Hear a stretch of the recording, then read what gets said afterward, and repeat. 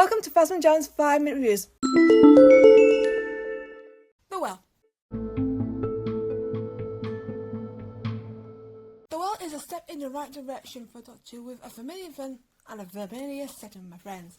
I wasn't a huge fan of Midnight and I was spoiled about this reveal, but I will say I prefer this to Midnight because the villain magic never faded and it evolved, which was a huge noticeable change, and I think it's a good threat. Stuart Gatwick's streak is not back in town, as he is performing brilliantly as the Doctor, and he is impressing every week, and his sass is so good, it's not even a bad thing. I'd rather have that than something that didn't suit Stuart's style, and that's what matters to me. I want the Doctor being an absolute legend. Ryan Stephen is climbing up as Belinda Chandra. They haven't lost focus of her need to return home, as that's super important in her characterisation. I love that she's still doing her nursing thing whilst travelling because it's beautiful. It's still low to her character arc.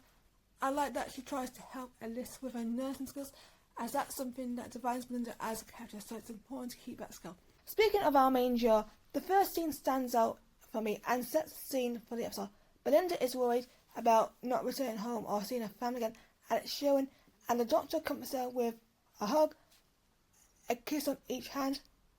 He reassures her even though he doesn't know the answers, and promises her that he will get home. It's a beautiful moment, and it's one of the iconic moments of the series for me. They land on a rescue mission with a group of commandos, and they're both determined to help out. This is definitely so Doctor Who, in my honest opinion. Rose in S was written as family. She came across as a genuine scared woman who was wanting to see her daughter again. She's strong to communicate. She felt a bit suspicious sometimes. It felt like this was Rose's role, and she has been doing a similar role in a few dramas recently, so check them out as well. It's good to see different representation, as it's been a while since we last had it with Sophie Stone, and Rose just did as well as Sophie Stone did. I am pleased to hear that a translator being used to help out as well, because accessory matters, and Rose deserves all the access she can to become a part of the team and perform to the best she can. I like the fact they use devices to help communicate with Alice, and the fact that her not being able to hear makes the situation more scary and more terrifying for everyone, and it makes the stakes more higher. Casio is played by Christopher Chung, and he was very interesting. He was wanting to get the job done, and he made some rash decisions. I was very satisfied with his exit after his idiot move got Casio himself killed, and it's like he made the wrong decision by exposing the captain, and he paid the price, unfortunately. He gives me a few shady vibes like characters that I've seen before. Chris's performance in this episode sold the shady vibe for me. I feel sorry for the soldiers killed, as they were innocent, and unlike Casio, who was a bit of an idiot meanie, they didn't deserve this. The mirrors, the fear, and the drama all make the escape so compelling, especially with the mirrors being broken and they all trying to escape, and Cassie and Mo, the Doctor and Linda are left behind and discover the creature is still there. It is a scary scene and very uncertain, and it's just pure magic. Although the life size indicate there are 4 life sizes instead of the 3, this indicates that there's more than one creature in the base and has evolved over the years.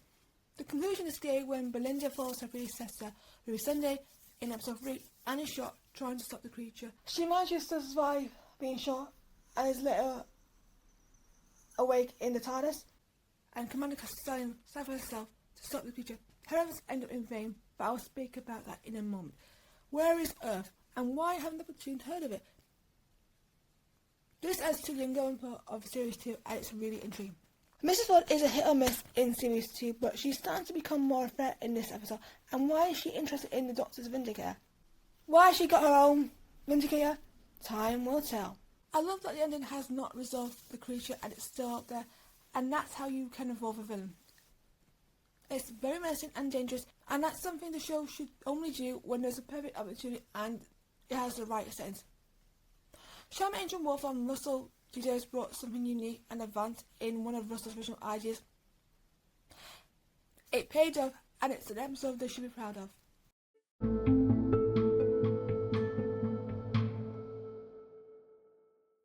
That's it for this 5-minute review. Please like this review and subscribe to the podcast channel to keep up to date with all the latest content. Thank you for listening to Rosamund Jones, and I'll see you next time. Goodbye, everyone.